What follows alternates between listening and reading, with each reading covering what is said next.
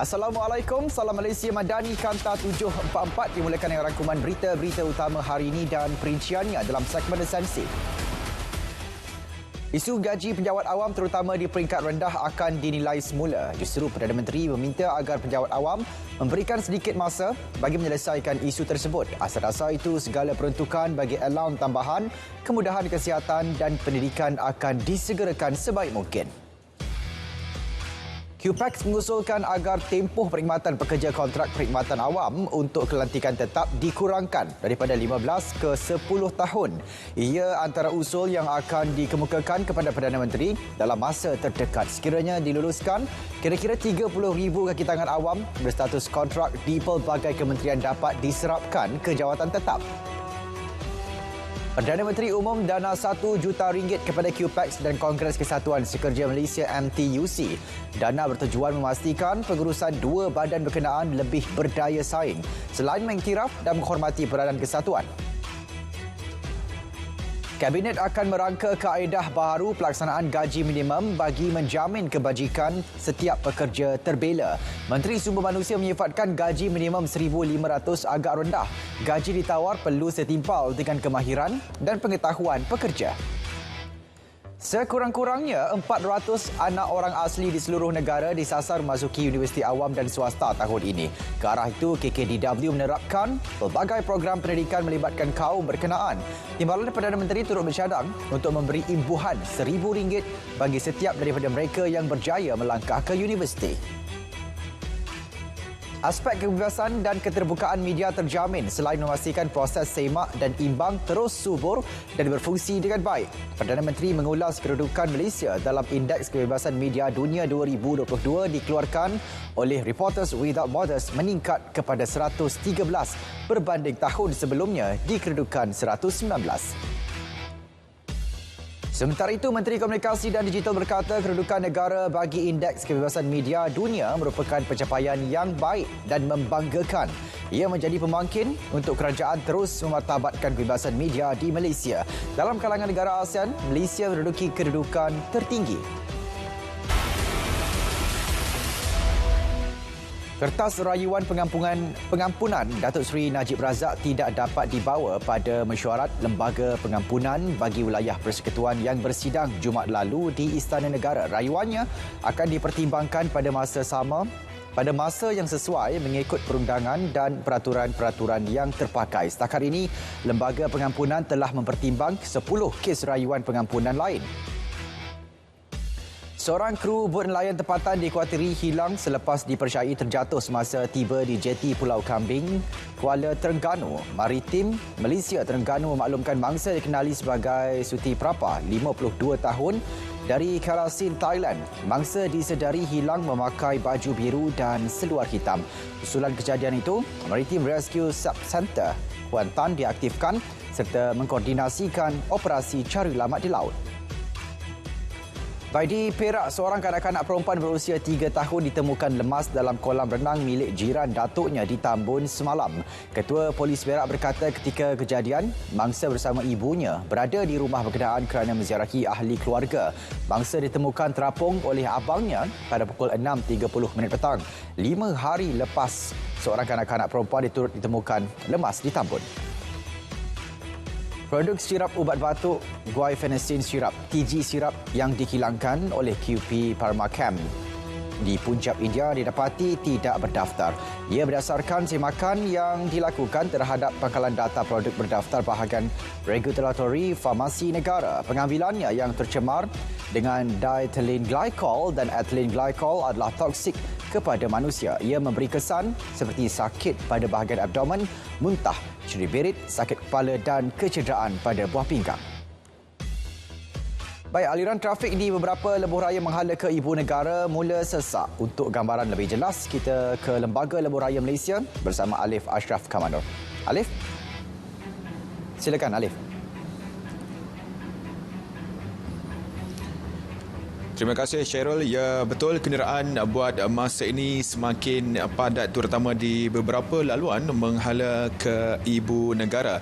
Jika dibandingkan di sebelah petang tadi, terdapat peningkatan ketara pada jumlah kenderaan dari selatan, utara dan timur tanah air.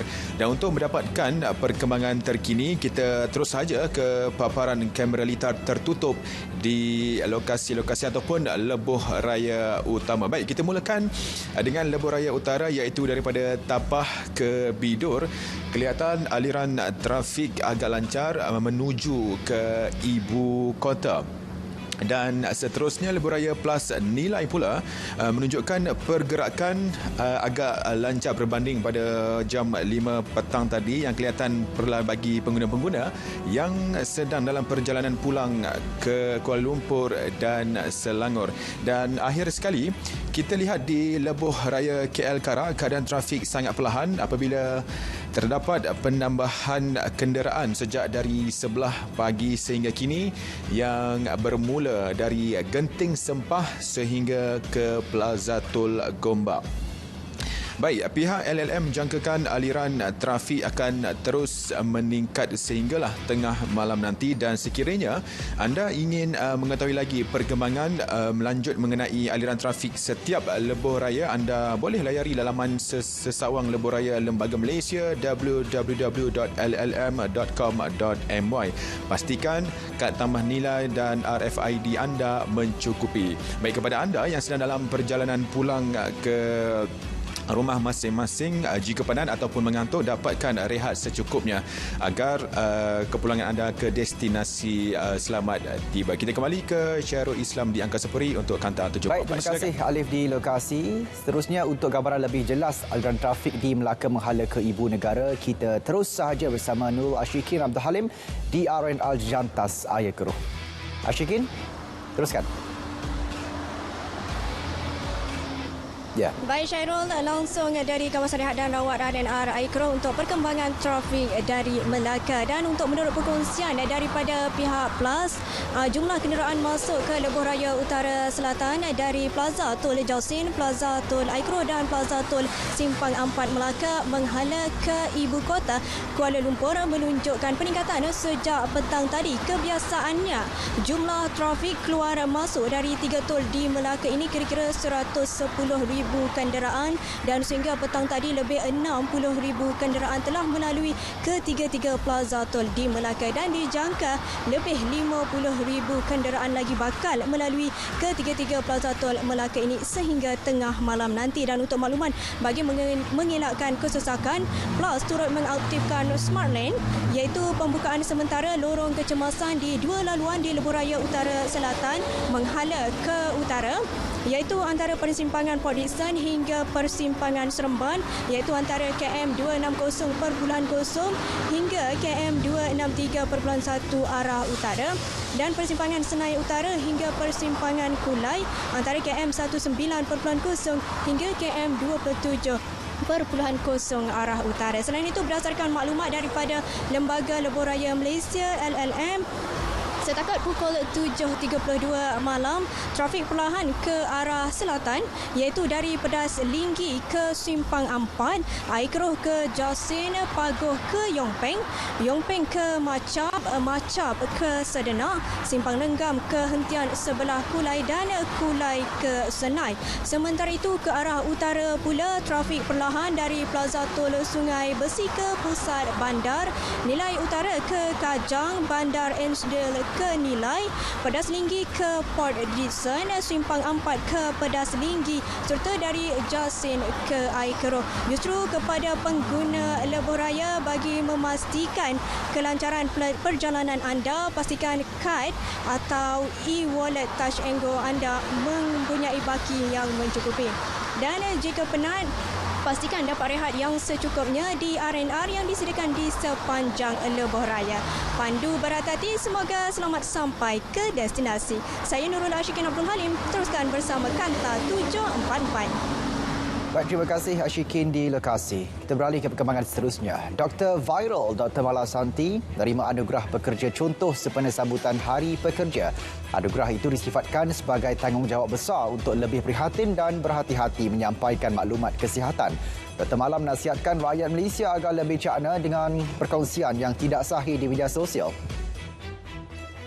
Met Malaysia mengeluarkan status cuaca panas tahap 1 berjaga-jaga bagi kawasan Padang Terap di Kedah dan Jempol Negeri Sembilan. Dua kawasan berkenaan mencatatkan gelombang haba tahap kuning setakat petang 4:20 petang tadi. Tahap kuning merujuk kepada suhu maksimum harian melebihi 35 hingga 37 darjah Celsius untuk sekurang-kurangnya 3 hari berturut-turut. Tenaga Nasional Berhad menyarankan penggunaan elektrik secara berkhemah sepanjang tempoh peningkatan titik panas dan jerebu berikutan cuaca kering. Penggunaan elektrik mungkin meningkat akibat cuaca panas selain pengguna berada dalam musim perayaan. Bagi memantau penggunaan elektrik secara langsung, TNB menggalakkan pengguna memanfaatkan perkhidmatan meter pintar sekiranya sudah siap dipasang. MFL mengesahkan ada tunggakan bayaran wang kemenangan musim 2020 kepada JDT dan dijangka dilansaikan sepenuhnya tahun ini. Namun, angka tunggakan enggan didedahkan. Presidennya akui telah mendapat pekenan pemilik kelab, Tengku Ismail Sultan Ibrahim, untuk melambatkan bayaran. Ini berikutan MFL mengalami isu kewangan selepas kehilangan wang tajaan 30 juta ringgit akibat pandemik. Beralih ke perkembangan di Sudan, penduduk Khartoum bergegas mendapatkan barangan keperluan setelah sebahagian kedai dibuka pada 11 pagi. Situasi orang ramai beratur di premis perniagaan berlaku sebelum pertempuran tercetus sekali lagi. Ini sekaligus tidak menghiraukan lanjutan kejahatan senjata 72 jam. Kedua-dua belah pihak pada Ahad bersetuju untuk kejahatan senjata apabila pasukan separa tentera RSF menyifatkan ia sebagai respons kepada antarabangsa serantau dan tempatan. Sekurang-kurangnya 18 maut manakala 33 lagi cedera apabila sebuah bas menumpang terjunam ke dalam gaung di barat Mexico pada Ahad. 11 wanita dan 7 lelaki maut dalam nahas manakala 11 lagi mengalami kecederaan ringan. Bas berkenaan terjatuh ke gaung sedalam 15 meter dalam perjalanan ke Guayabitos dari Guadalajara. Masih di Mexico, kumpulan pencinta alam membantah projek pembinaan kren di Semenanjung Yucatan. Mereka percaya projek tersebut akan memusnahkan kawasan ketamadunan gua dalam air dan hidupan liar. Mereka turut mendakwa kerajaan merancang untuk menutup lubang permukaan gua dengan simen. Ia sekaligus akan menyebabkan hidupan seperti kelawar dan ikan mati. Ini pula kejadian puting beliung dan ribut di Florida. Satu video berjaya dirakam menyaksikan sebuah kereta dipukul ribut sehingga terbalik di lebuh raya Palm Beach pada Sabtu. Menurut bomba pemandu kereta berkenaan mengalami kecederaan. Bencana alam itu telah menyebabkan banyak rumah dan bangunan rosak selain pokok dan tiang elektrik tumbang. Lebih 40 penerbangan domestik dibatalkan akibat gangguan bekalan elektrik di lapangan terbang Manila awal pagi tadi. Gangguan berlaku di Terminal 3 pada pukul 1 pagi waktu tempatan. Bekalan kuasa sokongan diaktifkan bagi membekalkan elektrik ke kemudahan kritikal yang membolehkan sebahagian sistem komputer syarikat penerbangan dan imigresen berfungsi.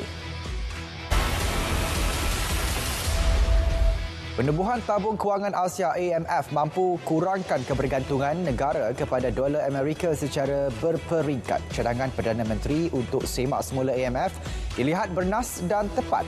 Penganalisis ekonomi berpendapat ia mampu membiayai ketidakseimbangan pembangunan di beberapa negara Asia yang jauh ketinggalan, antaranya Kemboja, Laos dan Myanmar. Langkah sama juga boleh mengehadkan penggunaan mata wang dolar Amerika.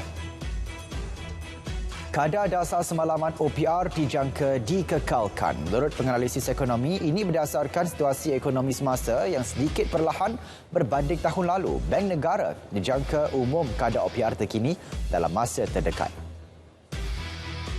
23% pekerjaan dijangka mengalami perubahan menjelang 2027. Menerusi laporan Forum Ekonomi Dunia, majikan meramal 69 juta pekerjaan baharu akan diwujudkan sekaligus menyingkirkan 83 juta pekerjaan. Pengarah WEF mengisyorkan kerajaan dan perniagaan membuat pelaburan bagi menyokong peralihan kepada pekerjaan masa depan. Perusahaan kecil dan sederhana Malaysia Samenta mencadangkan penubuhan pasukan petugas khas khusus bagi menangani cabaran masa depan pekerjaan. Pasukan petugas khas itu perlu melibatkan penyertaan agensi kerajaan berkaitan beserta industri dan PKS. Model kenderaan Azia baru adalah selamat dan tiada panggilan semula akan dibuat. Pro2 memaklumkan tidak akan menghentikan penghantaran model baru tersebut kepada pelanggan. Ia susulan ketidaktaturan prosedur ujian seperti didedahkan oleh Daihatsu. Syarikat telah melantik Daihatsu untuk menjalankan ujian keselamatan bagi Pro2 Azia baru di Jepun. Ujian turut disaksikan pihak berkuasa dan agensi yang relevan bagi tujuan pelayan pihak terbabit. Saudara, paparan itu mengakhiri Kanta 744 menyusul selepas ini berita perdana bersama Edi Reza Rohadian dan Farhatul Asyati Osman untuk paparan lebih komprehensif. Saya Syarul Islam. Assalamualaikum. Salam Malaysia Madani.